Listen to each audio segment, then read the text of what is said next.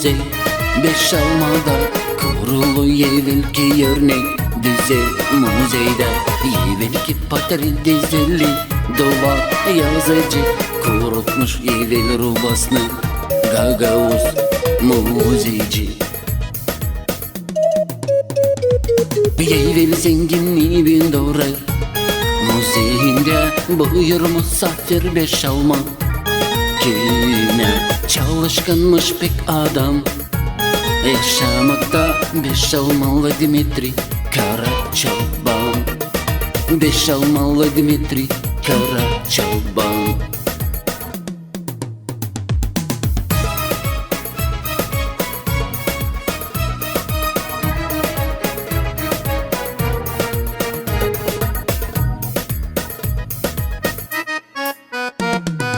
Yazmış tarif o adet kağıdında bir çizi kırmızı.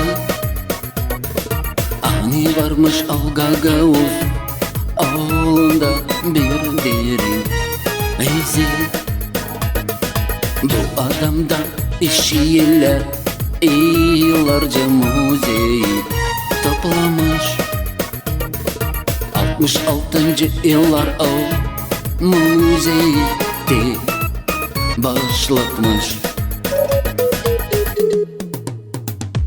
Yevel zenginliği bin doğru muzeyinde buyur misafir beş alma. Yine çalışkanmış pek adam yaşamakta beş almalı Dimitri Karaçoban. Beş almalı Dimitri Karaçoban.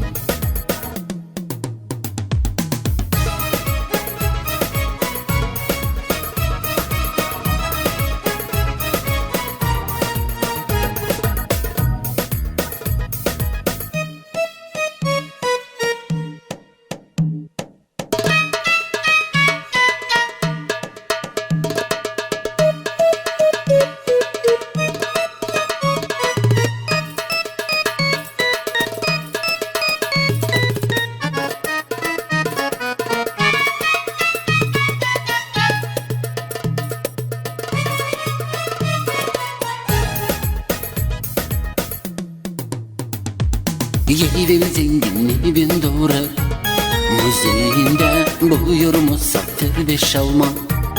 Yine çalışkanmış pek adam yaşamakta beş almalı Dimitri Karaçoban.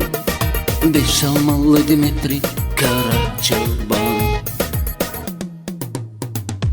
Yevel zenginliği bin doğru muzeyinde buyur misafir beş alma.